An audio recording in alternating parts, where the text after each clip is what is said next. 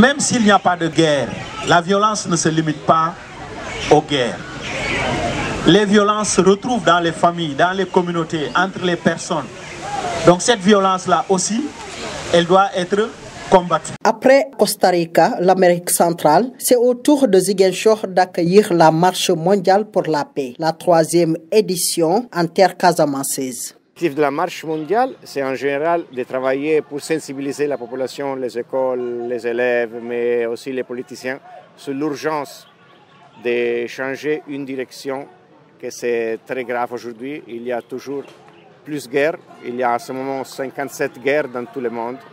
C'est très urgent de travailler pour le désarmement nucléaire et le désarmement des conventionnels, mais aussi travailler dans les écoles pour faire comprendre aux enfants comment on peut résoudre les problèmes avec la non-violence et pas avec la violence. Tout ça, on doit commencer avec les enfants, mais continuer dans tous les domaines, avec l'université, avec les politiciens et aussi dans la société civile en général.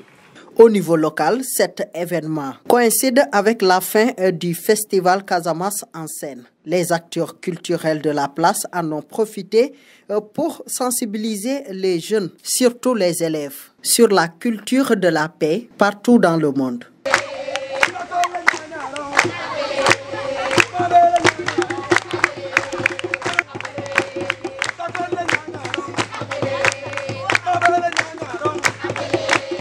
Tout simplement leur dire que la paix est essentielle pour une bonne vie, pour vivre en symbiose dans ce monde-là.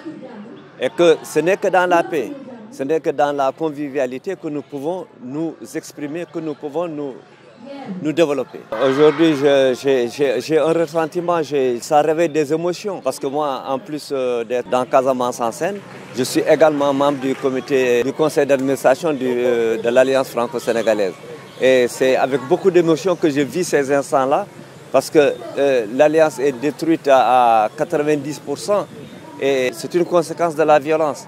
Et donc nous devons travailler, nous tous, tant que nous sommes, à faire en sorte que cette violence n'existe plus et que les gens puissent avoir un comportement non violent. Dans ces manifestations de ce genre-là, que nous pouvons sensibiliser la population, que nous pouvons sensibiliser les jeunes, et surtout les enfants qui sont à l'école, pour leur apprendre à avoir ce comportement-là, ce comportement non violent. Seul bémol de ce rendez-vous mondial, l'absence des autorités locales. Sur ce, un appel a été lancé à ces derniers pour une implication de tous.